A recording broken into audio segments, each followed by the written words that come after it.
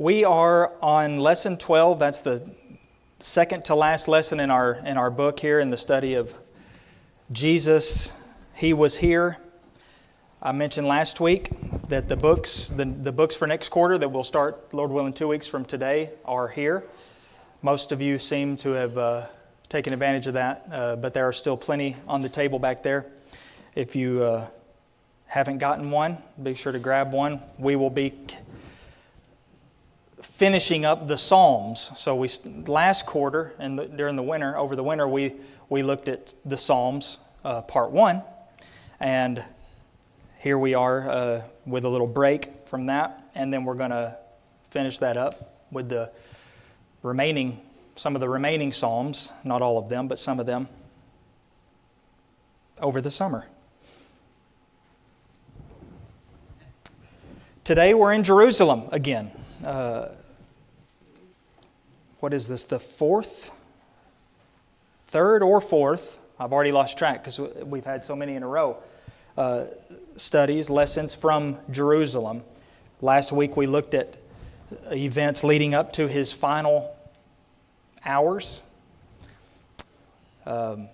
Today we look at His final hours.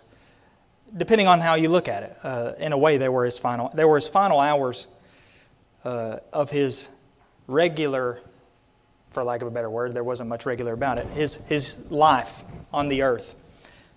His crucifixion is what we're focusing on. We're going to be in Matthew 26, the end of Matthew 26, and we'll look at Matthew 27 after that. It was the day that preceded the Sabbath day of Passover, or may have been a special, not the normal Sabbath day, but a special day. At least John calls it in John 19:31, the day of preparation. On that day, as our book says, the only perfect man who ever lived was brutally, mercilessly, wrongfully put to death. Wrongfully as far as his accusers were concerned, as we'll see. Jesus of Nazareth, the Lamb without blemish or without spot, 1 Peter 1:19, was crucified. Arguably the single most well-known, widely known event that has ever occurred in the history of mankind, the crucifixion of Jesus of Nazareth. It's ironic for a number of reasons, not the least of which is the fact that crucifixion was reserved, as a rule, it's been documented at least, for the worst criminals. It was not just the regular, death penalty. This is the standard. This is anytime anybody got the death penalty, per se, I guess the way we would look at it, is not necessarily going to end in crucifixion. But the Romans, they did not invent crucifixion, but they certainly perfected it. It was invented by the Persians centuries earlier. The Romans sort of took it to a new level. And the art of crucifixion, and in a way it was an art, it was a very disgusting and barbaric and brutal art, but it was an art in a sort of way, because the whole design of it was sort of the exact opposite of any death penalty that we've ever used in our country. It was designed specifically to make death last as long as possible and be as painful as possible and humiliating in the process. Yes, sir, go ahead.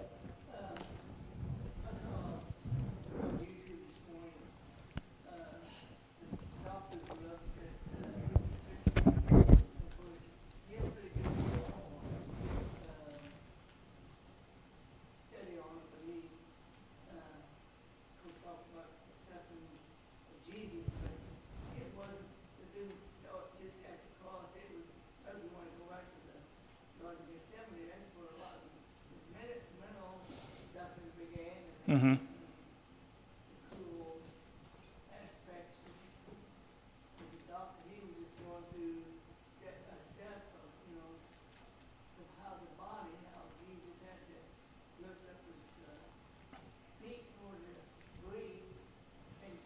Yeah.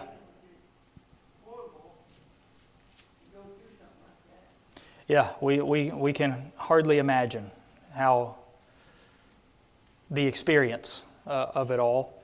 And his suffering, like you said, it began before that. And in a way, he suffered in a lot of ways throughout his whole ministry.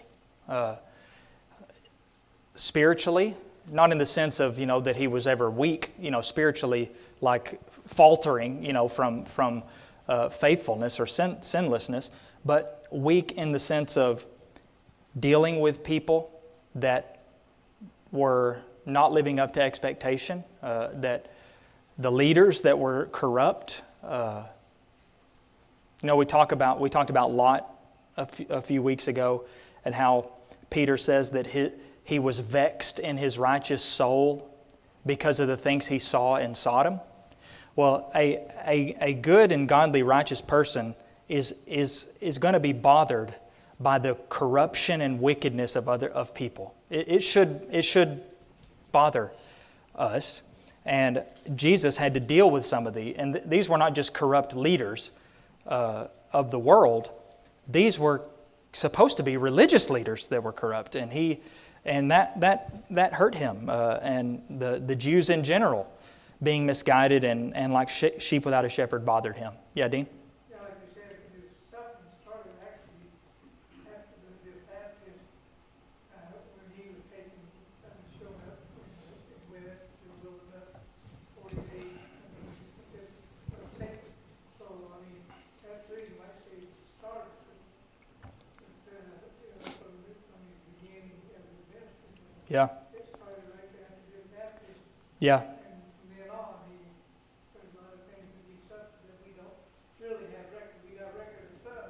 Mm-hmm. Oh, no doubt. John said Jesus did many other signs that haven't been recorded here. Well, there's no doubt he also experienced many more sufferings that weren't recorded. At the very least, his suffering was amplified, from that point on. Obviously, Jesus would have been tempted throughout his life before his ministry began. But it seems like maybe what is represented there is maybe new temptations, more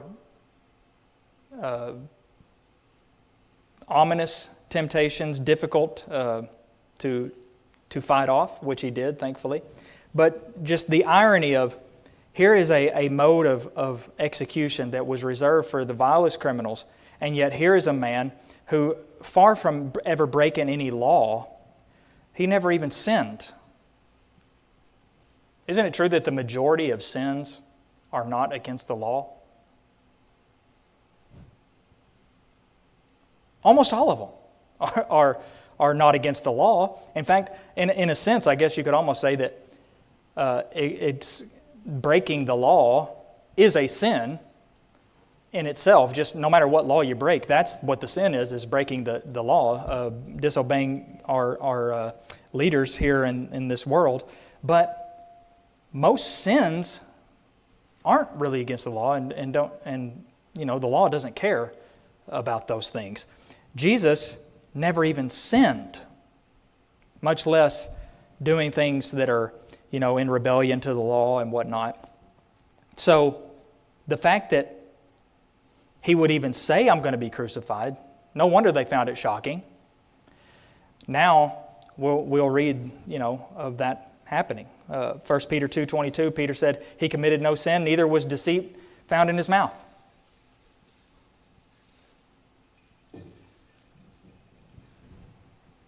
We'll see the injustice. It's very easy to see the injustice whenever we look at this record here of his trial and crucifixion. But we have to remember that despite all of that corruption, despite Judas doing his part, as we sort of looked at last week, Jesus' death was always a part of God's eternal plan. This was, just like Jesus said, the Son of Man goes as it is written of him. What's about to happen to me is supposed to happen. It was written. It's not just supposed to happen in a secret way. and you have to take my word for it. This is what the prophets declared would happen.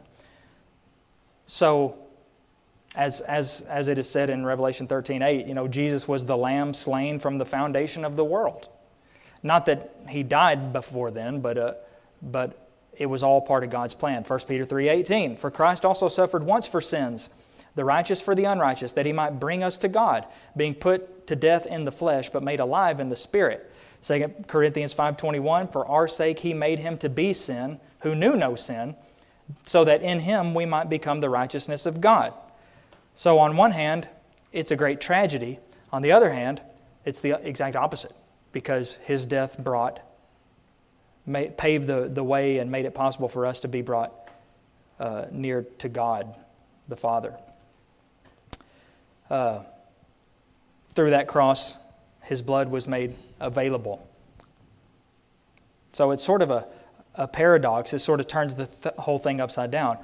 The cross was, a symbol and an instrument of cruelty and death, but it now has become a symbol of sorts of life and hope.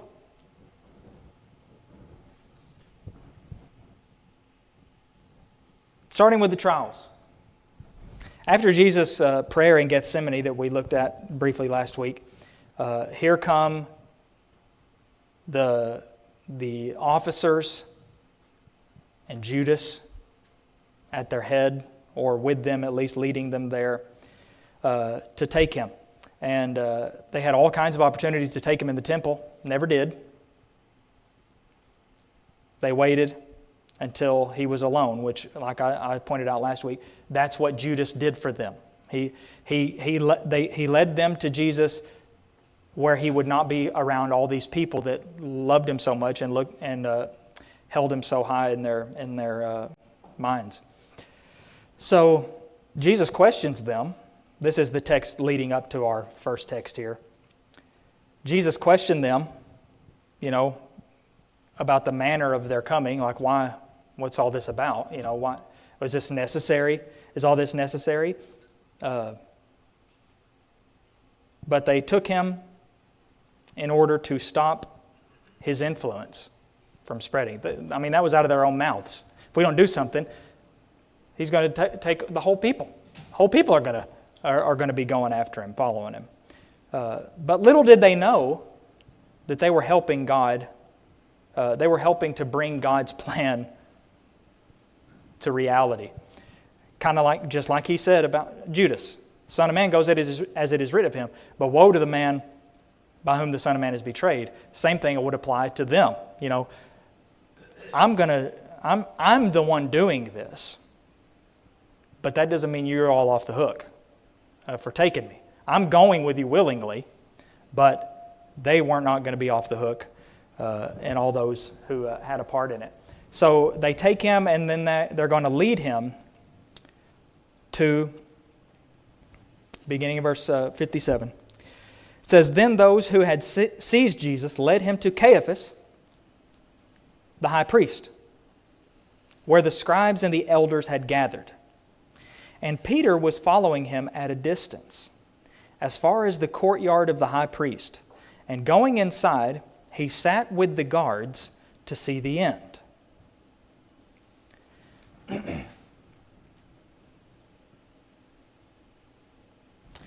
Interesting note, whenever we look at some of the other accounts about Peter's path here. We're talking about Jesus, but as far as Peter, Matthew says he was following Jesus at a distance. So remember, the last time we saw Peter or any of the others, they had, just look at verse 56. They left Him and fled. They ran away. They take Jesus, and the disciples, they run any other direction. Take your pick. They just run away. But now already, Peter has turned back, and he's following them. But he's following them at a distance. John says, in John 18, verse 15 and 16, Simon Peter followed Jesus, and so did another disciple, which was John himself. Since that disciple was known to the high priest, he entered with Jesus into the courtyard of the high priest. But Peter stood outside the door, at the door. So the other disciple, who was known to the high priest, went out and spoke to the servant girl who kept watch at the door and brought Peter in. See, that's additional information from Matthew. So Peter is following at a distance. We get the impression from John's account that this other disciple, which is pretty clear that is John himself. He never refers to himself in the first person in his record, in his account. He says he entered with Jesus. So he apparently was right there with the band that was taking Jesus.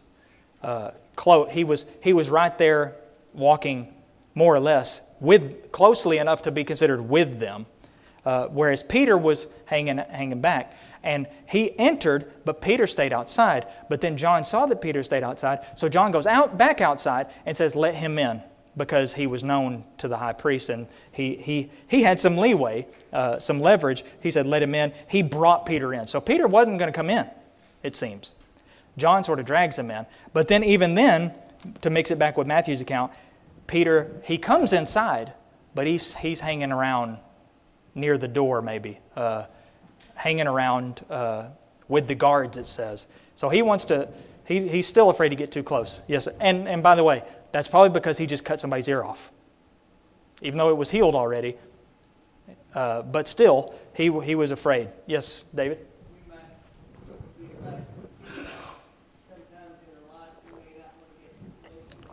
Yep. Not too close, And he could have said, I'm still following. I'm going. I'm not running away anymore.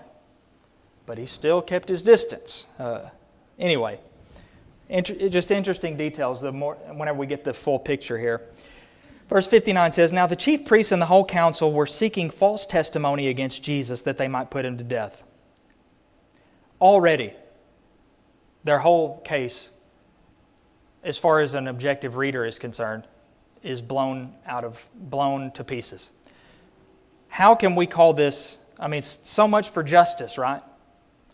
They were seeking false testimony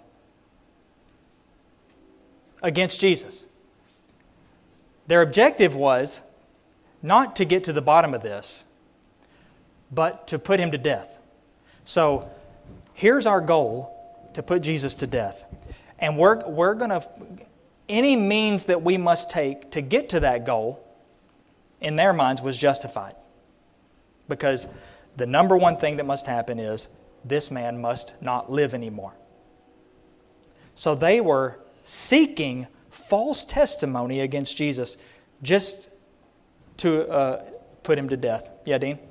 Well, the thing is, these chief priests and council, they were breaking the law of Moses themselves because of the fact that it was at night. They weren't supposed to do that. And also, we know that there had to be two key witnesses there, and they couldn't find any. So that was another thing that, that they were breaking the law of Moses altogether. And, they would accuse Christ of doing that, but they themselves were just as guilty, more guilty than Yeah. Christ was. Christ didn't do anything, but they were breaking their own law. Yeah. But the greater good, this is not normally what we would do, but this is a special circumstance. So we'll ignore this. It's a necessary evil, they would say, or argue, if they even went that far. Here's the interesting part. They were seeking false testimony against Jesus that they might put him to death, but they found none. Though many false witnesses came forward. So they were seeking false testimony, and they had false witnesses. Another law broken. Thou shalt not bear false witness. And yet they still could not find any. Now, how could they not find any if many false witnesses came forward? Well, the point there seems to be they couldn't find any that was significant enough to put him to death. Wasn't strong enough. Yes, sir. Yeah, they didn't agree either. Yeah.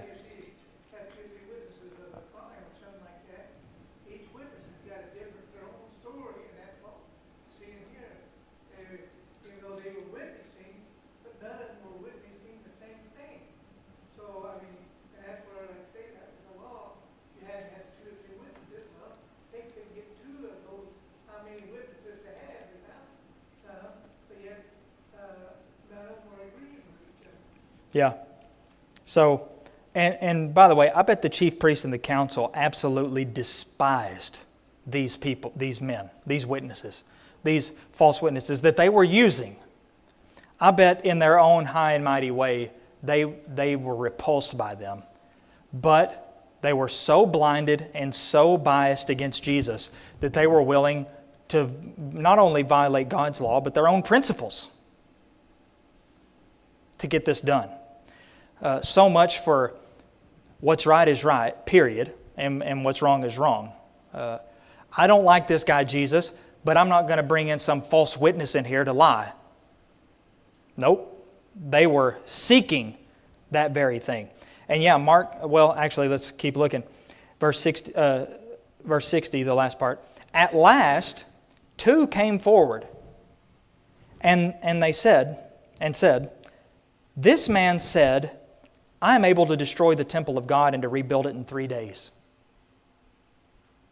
Mark's account adds to this, Mark 14:59, yet even about this, their testimony did not agree. So, even the one thing that they started to, that the chief priest and the council started to latch onto and think, okay, this might be something that we can roll with, even that they couldn't get straight. The witnesses, these two men, didn't agree with each other. Not much elaboration is given, but here's the thing. What they're saying there is partially true. Part true. Now, if you remember when Jesus said that, He didn't say the temple of God. He said this temple. I was at the temple, or maybe near it, at least. Destroy this temple, and I'll rebuild it in 3 days. Or after 3 days, I'll rebuild it. Depending on your translation, something along those lines. They mistook Him to be talking about the temple. John tells us He wasn't talking about the temple. He was talking about His body. So that was another prophecy of His death and resurrection. You're going to destroy this temple, and then after 3 days, I'm going to rebuild it. But they made the same mistake His disciples did so many times and took Him literally, and they thought, what, it took 40 years to build this temple, and you're going to rebuild it in 3 days? But then that sort of fades away. Now it's getting brought back up. Remember, this man said, I can destroy the temple of God and rebuild it in 3 days. But Jesus, all through this, didn't say a word. Yes, sir. Well, the thing is, if God wanted to, He could have destroyed the temple and built it in 3 days. He made the whole world in 6 days. So, that's half. So, we know that if God wanted to, He could. But though that wasn't the case. Yeah. Like you said, He was talking about His physical body. Mm-hmm. Yep. Yeah. He was talking about the temple of His body. So, Jesus is silent through this. The high priest finally says, what, you don't have anything to say? You're not going to respond to this? Because this was all going nowhere, really. And he says, I adjure you,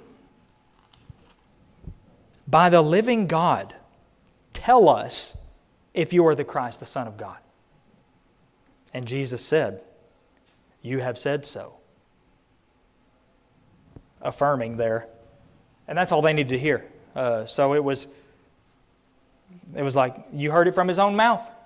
Got nothing more to say. This man, they said, he deserves death. He deserves death. By the way, actually what he says, He has uttered blasphemy. What further witnesses do we need? You have now heard his blasphemy. What's your judgment?" And they answered, "He deserves death." Here's the thing. The death penalty under the law of Moses was given to blasphemy. Leviticus 24:16. It says, "Whoever blasphemes in the name of Jehovah shall surely be put to death." Now, what did he say? "I adjure you by the living God, tell us if you're the Christ, the Son of God." And he said, in a manner of speaking, he said, "Yes, I am." So, strictly by the law of Moses, that's why they latched on to this, because it works. Now their only difficulty was going to be, how do we convince the Romans that this is severe enough for them to actually go through with it? Because that's another matter entirely. The first obstacle is now completed. They have convinced at least the whole council that that this man Jesus deserves to die. Yeah, Dean? Well, when they were accusing Christ of blasphemy, was he? No, he was not blaspheming God. Yeah. They themselves were there, even though they said, he's blaspheming God. That's what they accused him of. Yeah. So that accusation, they said it was a false accusation. It was based on their rejection that Jesus was who he said he was. So if Jesus was in fact the Christ, the Son of God, which is the same as is to say that he is God in the flesh, then he's not blaspheming, is he? He's just stating a fact. So they were basing their accusation on their preconceived conclusion that he is not anybody, any such thing. He is a phony. He is a fraud. And that changes everything. But here's what happens next then. After they determined their official charge, they spat in his face, struck him, some slapped him, and said, "Prophesy to us, you Christ. Who is it that struck you? Which one of us hit you?" So they already seem to be having too good of a time. Or maybe they weren't having a good time and they were just so disgusted because of their hatred for him. They were really leaning into that and showing their true colors, really. And that leads us to Matthew 27, or in our text anyway, in our lesson, verse 27. "Then the soldiers of the governor took Jesus into the governor's headquarters," your version might say the praetorium, "and they gathered the whole battalion before him. And they stripped him and put a scarlet robe on him, and twisting together a crown of thorns, they put it on his head and put a reed in his right hand. And kneeling before him, they mocked him, saying, 'Hail, King of the Jews.'" So that was King of the Jews became the thing that they were using against him, that not only did he claim to be the Son of God, that was enough for the Jews to take him to the Romans, but also they sort of built into this that he also calls himself a king. And naturally, Pilate thought, well, something might have to be done about this after all. He tried to let him go, but they persisted and would not have it any other way. So now the Roman soldiers here are sort of, and I'm sure this is the kind of thing they always did, based on what the convicted may have done. If he claims to be a king, well, then we're going to treat him like a king, mockingly. So that's what they did. The crown of thorns, put it on his head. They put a reed in his hand. "Oh, look, he's the king." And they're mocking and bowing. It's, "Oh, hail, King of the Jews." And then it says, they spit on him and took the reed and struck him on the head. And when they had mocked him, they stripped him of the robe and put his own clothes on him and led him away to be crucified.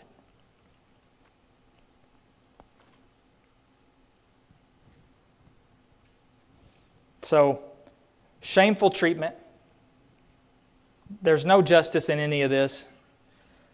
As much as Pilate tried, sometimes I think we cut Pilate too much slack. I think, maybe not we, but a lot of people do. And they want to put it all on the Jews. Now, there's no doubt about it. The Jews had the biggest part, no question. Pilate still could have done the right thing. He could have, again, going back to what happened to what's right is right. Well, he admitted multiple times, this man does not deserve death. You can't even tell me what he's done. The only reason he did it is because they intimidated him into doing it. But he still could have not done it. He could have said, absolutely not. And an honorable man would have done that and taken the consequences, including if it means losing his position as governor or whatever his official title was, so be it. At least he would be demoted with knowing that he had done the right thing. But he didn't do that. He gave in to their demands. He was afraid of what they might do as a response. There's a little tidbit of information that might help us in understanding that Pilate was not a good guy in this situation. Where I believe it's Luke's account. It might.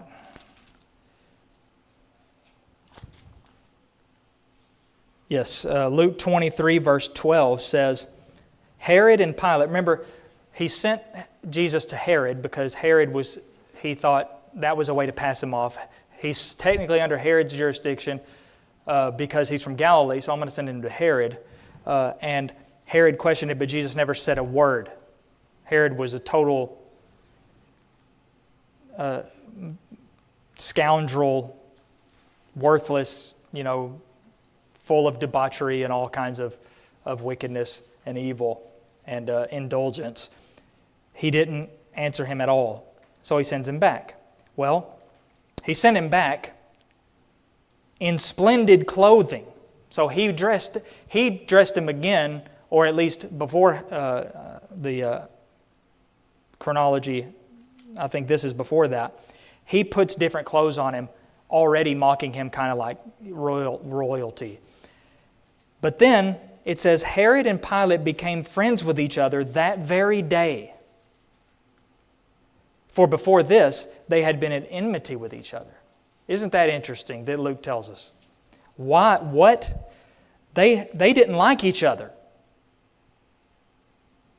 But that very day, they became friends. Why? Apparently, because Pilate got a kick out of what Herod did with Jesus. That's the only possible explanation. Something to do with the way he treated Jesus, Pilate liked. It changed his mind about Herod. So that shows you, in addition to instead of emphasizing all the his attempts to not kill Jesus, like he did everything he could. Well, he didn't do everything he could. He could have not killed him. Simple as that. And we can't cut him off the hook because, well, if he had given him over to crucifixion, then we'd still be lost in sin. That doesn't work either. The Son of Man goes it as is written of him, but woe to the one by whom he is betrayed or by whom he is given. But so Pilate's not a good guy. He was at least honest enough at first to say he's not guilty of this, but Pilate is guilty of doing his part. So they spit on him, mocked him some more, and led him away to be crucified. Now, the next portion here. So Jesus was placed on a cross here, leading up to verse 45, between two robbers, two thieves. The Jewish leaders and the Roman soldiers, like they had done earlier, there were people who passed by and they wagged their heads at him. They derided him. They said, "You who would destroy the temple and rebuild it in 3 days, save yourself. If you're the Son of God, come down from that cross." That's verses 39 and 40. The chief priests and the scribes and the elders continued to taunt him. And even the criminals that were on his right and left hand joined in, mocking him.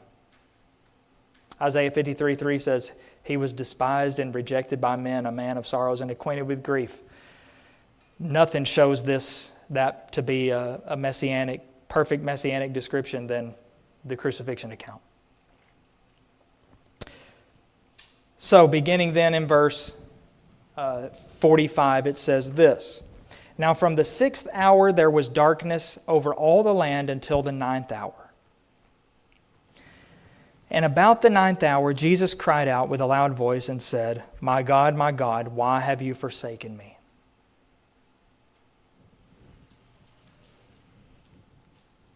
Just a little note, if you mark in your Bible, the 6th hour is 12 noon.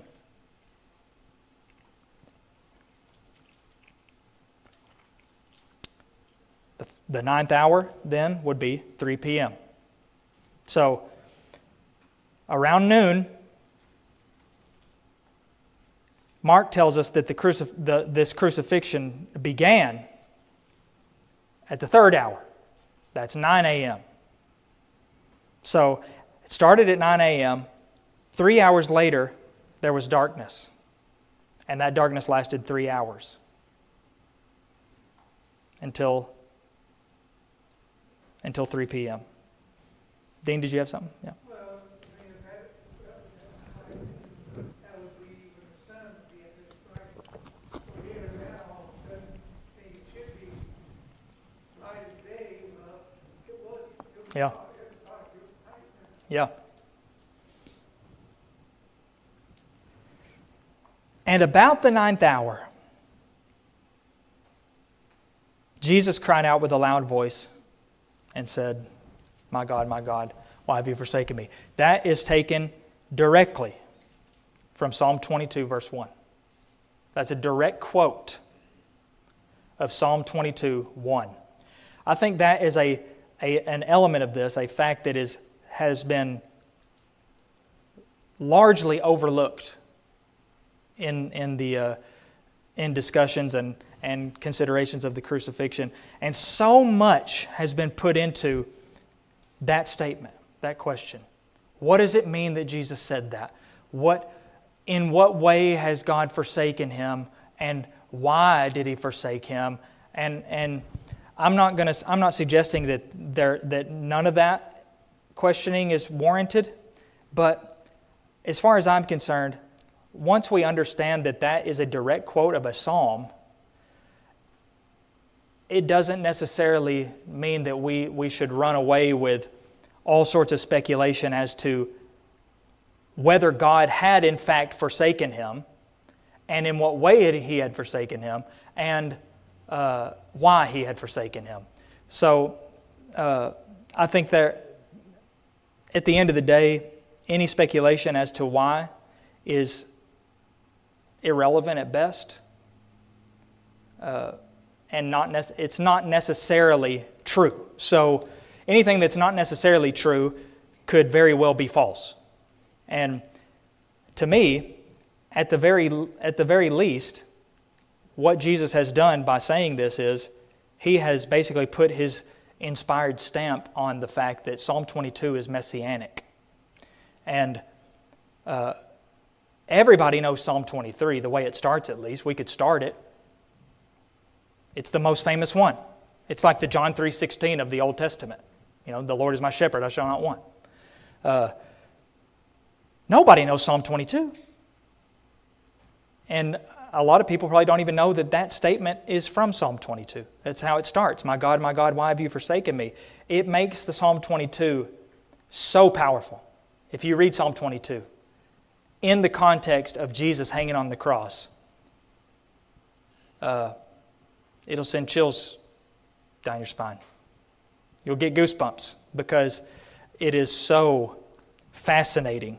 In fact, when you look at it, for instance,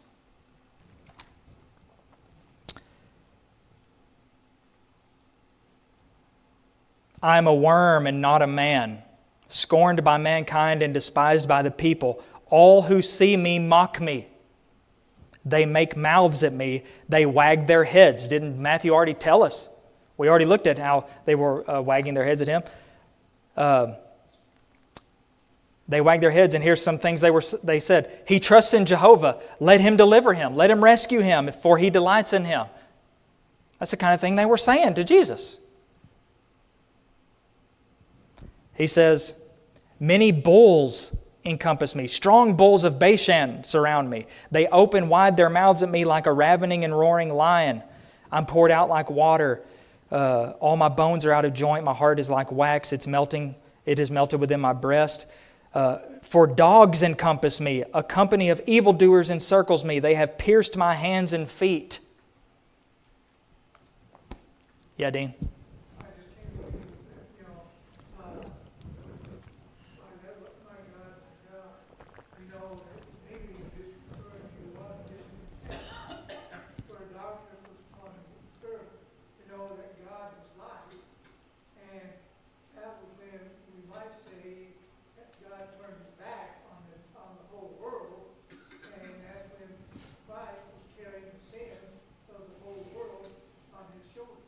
Yeah. That's what usually the connection is made, that they just take it at face value that if Jesus said, my God, why have you forsaken me? Then that automatically 100% must mean that God had forsaken him. Now that is the part that I disagree with. I don't believe that. Not that I don't believe that he had forsaken him, but I don't believe that Jesus saying that means that he 100% absolutely did, because he's quoting a psalm. Now, I don't have any doubt that this is Jesus expressing through the words of Scripture how he felt. But the connection is usually made that Jesus was bearing the sins of the world.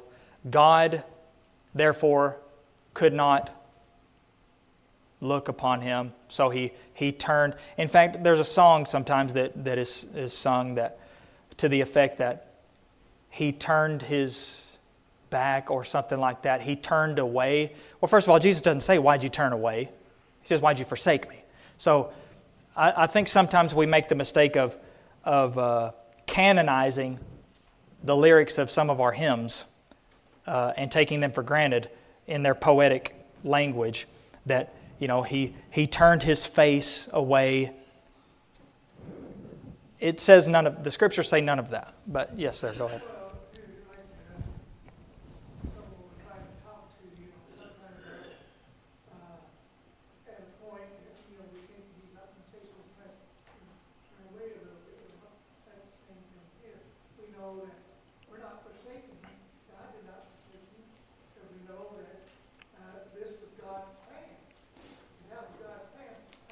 Yeah, Jesus knew that, yeah. This was he was here to do, yeah. I know it says that he forsaken him, but we got to take into consideration who God is.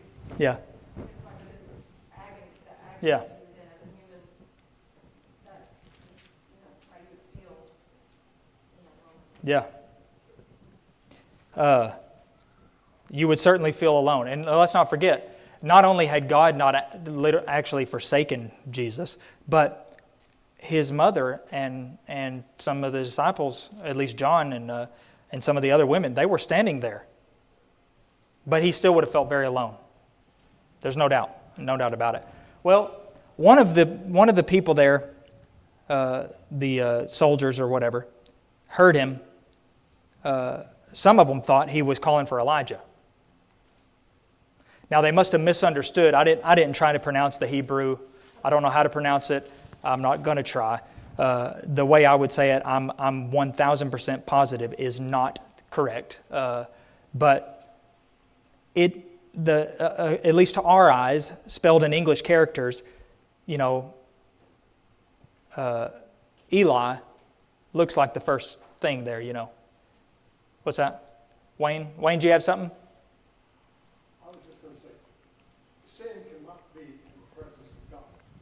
So figuratively, somehow, God turned his back, his face. He left Jesus at that point because of sin. Okay. Sin was being punished there for the sake of the world. For us. Mm-hmm. But he knew when he left heaven what the ultimate plan would be. Yeah. Because he expressed that when he said, is there any other way Mm-hmm. this could be done? But he knew it couldn't be, so. Yeah. This was all the plan. Some people, anyway, thought he was calling out for Elijah. So, one of them ran up, and I think this is misunderstood too, and it was by me for a long time. He took a sponge, filled it with sour wine, and put it on a reed to, a stick to get it up there to Jesus' mouth. Like, I'm sure filling that sponge with water would have been so refreshing, right? So he put it on, but he put like vinegar or something. And it's like, what is that, just added cruelty?